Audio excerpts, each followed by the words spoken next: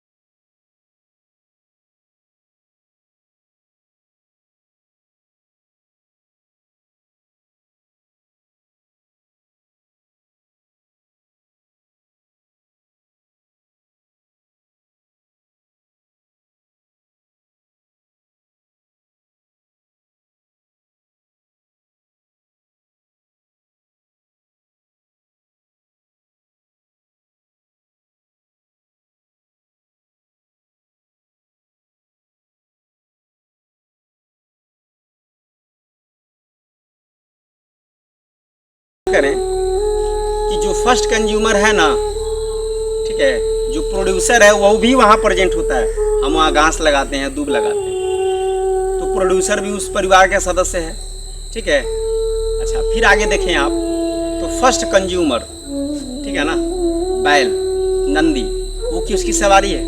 वो शिव जी की सवारी है, वो भी वहाँ उपस्थित है, ठीक है। चूहा भी वहाँ उपस्थित है, गणेश की सवारी, ठीक है ना। चूहा को खाने वाला कौन है? चूहा को खाने वाला है सर्प, सांप, स्नेक, जो चूहे को खा जाता है, वो सेकंड कंज्यूमर है, वो भी वहाँ प्रेजेंट है ना जी। उसके बाद तीसरा आता है, सांप को भी खाने वाला वहाँ प्रेजेंट है, ठीक है ना। थर्ड कंज्यूमर वो कौन आता है? मोर, मोर भी उसका सवारी है, मोर भी उसका सदस्य है, ठीक है। अच्छा, उसके बाद देखें, फोर्थ कंज्यूमर आ गया शेर, शेर भी वहाँ प्रेजेंट है, ठीक है ना। मतलब सभी एक दूसरे के विरोधी हैं। मोर सांप का विरोधी है, सांप चूहे का विरोधी है, शेर गाय का विरोधी है, ठीक है ना। लेकिन सब एक परिवार में, और एक परिवार में सबको सम्मिलित कर दिया, ठीक है, कि सबको लेके चलना है। विरोधी हैं सब एक दूसरे के, लेकिन सबको क्या करना है? लेके चलना है, सबको लेके आगे बढ़ना है, तब जाके वो परिवार, वो सब कुछ चलेगा। और सबकी रक्षा करनी है एक दूसरे की। तो संसार में ऐसा ही है ना जी।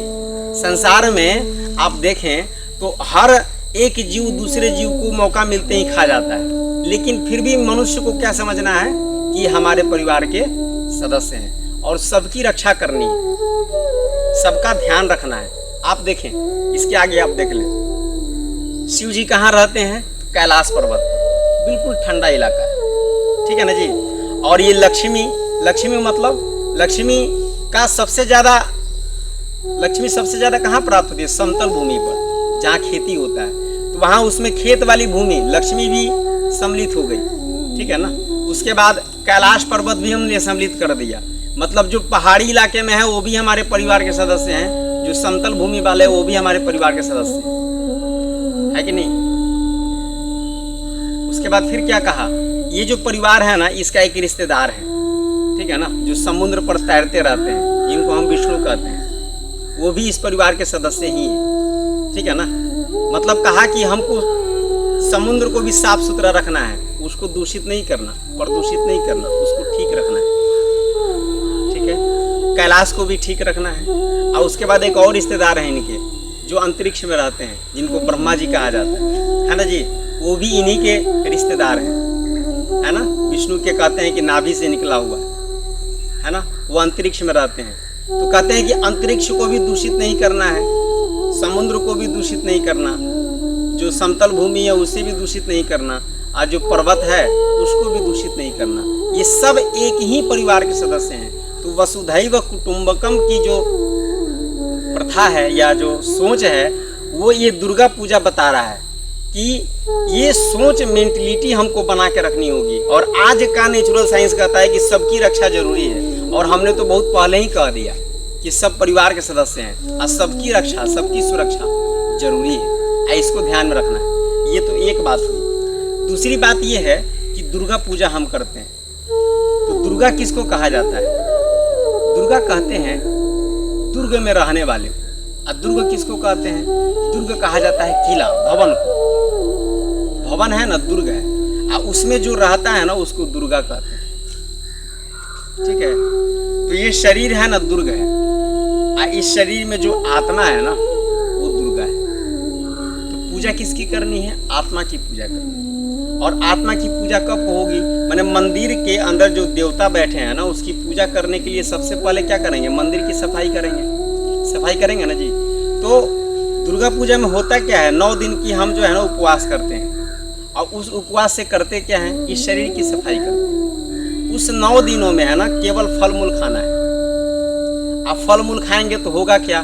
फल मूल आप चूल्हे पर चढ़ाए नहीं, चूल्हे पर नहीं चढ़ाए तो जला नहीं, जला नहीं तो है ना वो प्राकृतिक है।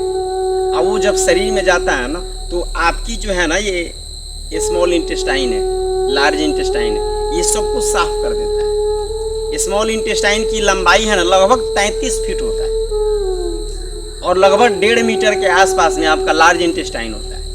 अब बताइए 1.5 मीटर ये मतलब 1 मीटर में 3 फीट होता है, ठीक है ना, तो 6 फीट ये या 33 फीट वो 38-40 फीट लंबा ये आपका आंत है। उसकी सफाई जरूरी है। तो उसकी सफाई के लिए 9 दिन क्या करना है, उपवास करना है। और उपवास में क्या करना है, आपको फल खाना है। अब फल में होता क्या है, फल जब आप खाएंगे ना तो उसमें पोलिक एसिड निकलेगा और वो पोलिक एसिड आपके आंत को अच्छी तरह साफ कर देगा। माने आपकी शरीर पूरी तरह से साफ हो जाएगा और साफ होने के बाद ध्यान, मेडिटेशन सब कुछ अच्छी तरह आप कर पाएंगे, ठीक है ना। तो शास्त्रकारों ने कहा कि 6 माह में एक बार हमें दुर्गा पूजा करना चाहिए। दुर्गा पूजा मतलब इस शरीर की सफाई कर लेनी चाहिए, ठीक है। और कहा कि पक्ष में एक बार, शुक्ल पक्ष कृष्ण पक्ष होता है ना, तो शुक्ल पक्ष कृष्ण पक्ष में एक बार माने 15 दिन में एक बार उपवास कर लेना चाहिए। उपवास मतलब चूल्हा पर रखा हुआ, चूल्हा पर चढ़ाया हुआ चीज़ आपको नहीं खाना, कच्चे चीज़ें खाना है। मूली खा लीजिए, गाजर खा लीजिए, ठीक है ना, कोई भी कच्चा चीज़ खाइए जो चूल्हा पर आपने नहीं चढ़ा। तो क्या करता है ना, पेट की सफाई कर देता है, आंत को साफ कर देता है और शरीर की सारी गंदगी को शरीर से बाहर कर देता है। इससे क्या होता है ना, आपका जो रेस्पिरेशन है या ऑक्सीजन का आना जाना जो है ना, यह निरंतर बना रहता है। तो इससे क्या होता है, आपका ध्यान, आपका मेडिटेशन, आपका ये सब कुछ अच्छी तरह से हो पाएगा। लेकिन ये गंदगी मल शरीर में इकट्ठा होता रहे तो कई तरह की बीमारियों को जन्म देगा। तो उसमें क्या होगा, आत्मा दुखी होता रहेगा। कि दुर्गा पूजा का मतलब ही है शरीर की सफाई। और वो जो मंडप बना हुआ है ना, उस मंडप का मतलब ये है, उस मंडप का मतलब ये है कि संपूर्ण संसार हमारा परिवार है, संपूर्ण संसार हमारा परिवार है। अब होता क्या है, दुर्गा पूजा में लोग दुर्गा पूजा शुरू करने से पहले खूब खा लेते हैं, है ना। अब दुर्गा पूजा का जब खत्म हो जाता है तो फिर खूब खा लेते हैं, है कि नहीं, मांस मछली सब कुछ, कि पूजा तो हो गया, मतलब शरीर को और ज़्यादा गंदा कर देते हैं, ठीक है ना। अब देखिए आपके शरीर में भी 3 तरह की माने रक्त जो है ना 3 तरह के पाए जाते हैं। कहते हैं रक्त में 3 तरह के कॉम्बिनेशन है। देखिए एक होता है WBC, वाइट ब्लड कार्पल्स, ठीक है ना। एक होता है RBC, रेड ब्लड कार्पल्स, ठीक है ना। और एक होता है मतलब नीला कलर का होता है। तो बताइए दुर्गा के भी तो 3 रूप है ना कि नहीं है। एक तो है, आप मान लीजिए एक तो कौन सी है, एक है दुर्गा खुद जो लाल कलर पहनती है।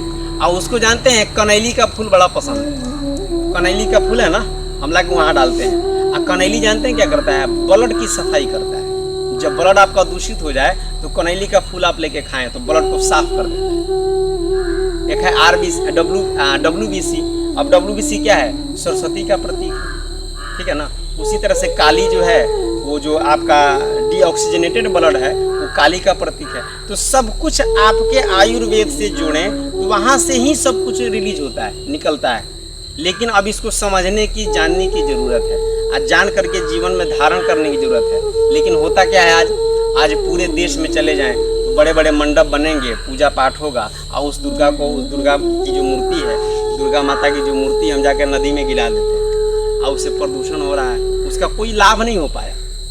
तो इसलिए ये विज्ञान को समझना बहुत ज़रूरी है और समझ ले तो हमारे लिए बहुत अच्छा होगा। इसी तरह से हम सब भविष्य में भी बहुत सारी जानकारियाँ साझा करते रहेंगे।